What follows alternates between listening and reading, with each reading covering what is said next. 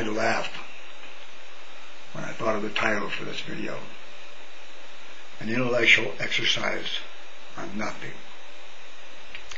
It reminded me of a Seinfeld episode where Jerry and George were pitching their TV show to NBC, a show about nothing. Nothing. It's actually two words. No thing. That's a concept that the human mind, at this point of its development in understanding and awareness, is very difficult to comprehend.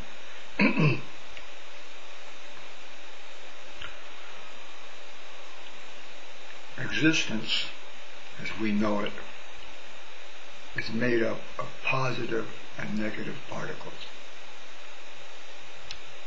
There is a theory that says nothing was split and what resulted was minus 1 to the x power plus 1 to the x power. When the equation balances out, you have 0 on one side of the equal sign, and on the other side of the equal sign you have minus 1 to the x power plus 1 to the x power. And both sides equal nothing.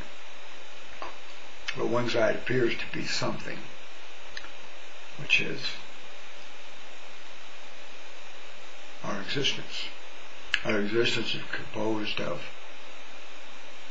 as I said, positive and negative particles, and a law that prevents it from coming together.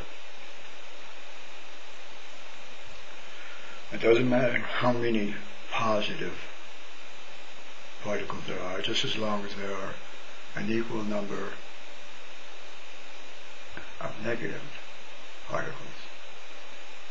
Each positive particle has a complete opposite in a negative particle. Exactly the same, except that it's that one is positive and one is negative.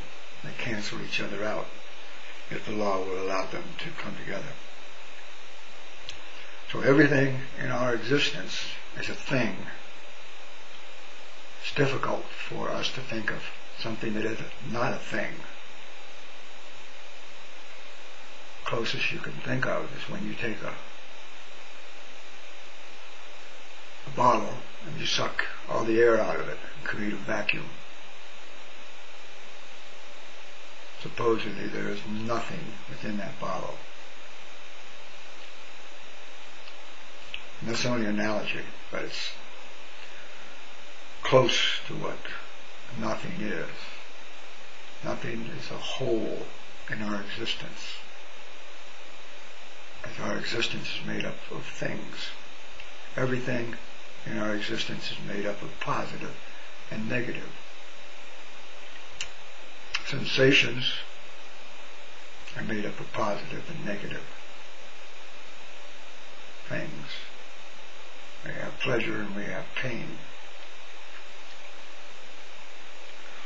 Now we have those that wish to have purely positive sensations.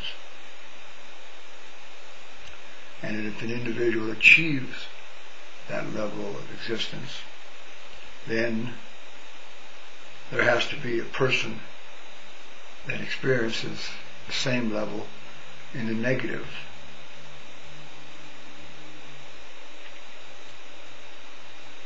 So if you have as close as possible to all positive sensation, there has to be an individual that is experiencing life in a total negative, as close to total negative experience, sensation of life.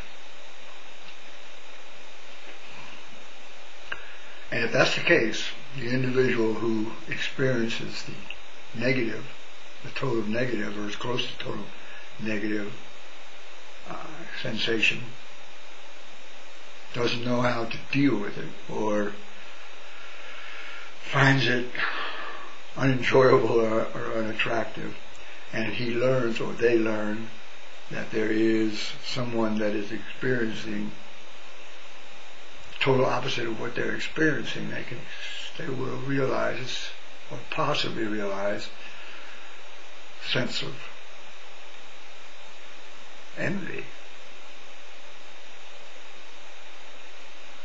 anger, as to why me?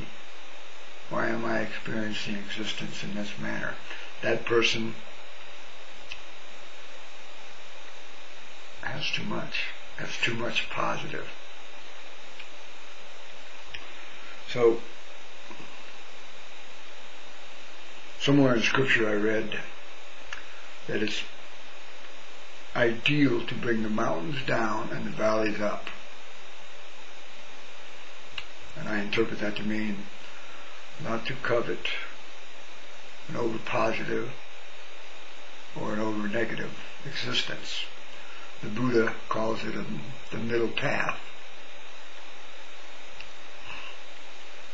As close to zero or nothing is the ideal existence. It creates no problems, it creates no waves, it creates no disturbances.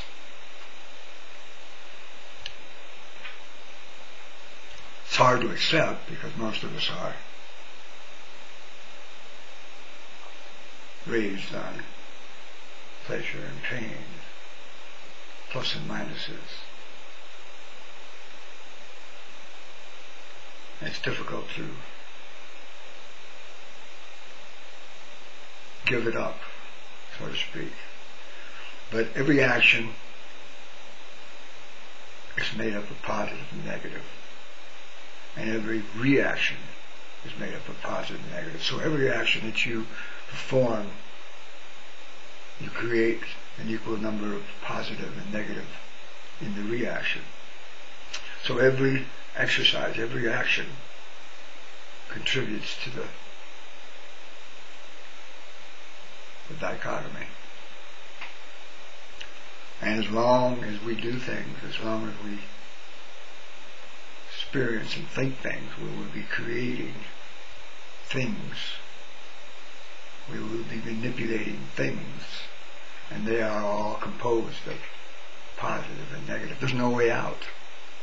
That's all there is on this side of the equation.